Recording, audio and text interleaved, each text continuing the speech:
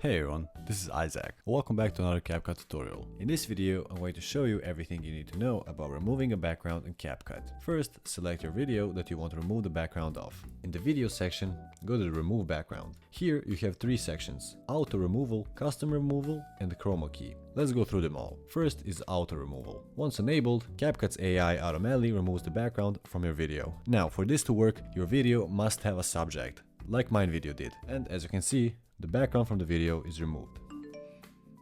And if I place something under the video, as you can see, our subject is now on that background. And under the auto removal, now you see a new option, stroke. When you press it, here you can select custom strokes for your subject. And as you can see, each stroke has its own settings that you can adjust.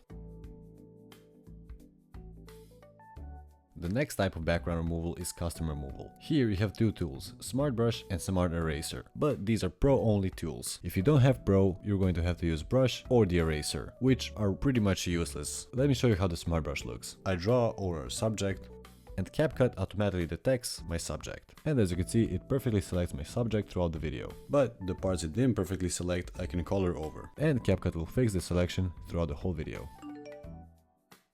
Once you're happy with your selection, press apply. And again, you can choose the stroke. Use a custom removal where you want to keep more than just the subject. Or if your video doesn't even have a subject. If you want to, let's say, remove the background from a picture of a tree. And the last way you can remove a background is using chroma key. But I have a whole video dedicated just to explaining the chroma key. So if you want to learn about that, go watch that video. And that's it for this video. If you found this video useful, subscribe for more tutorials like this one.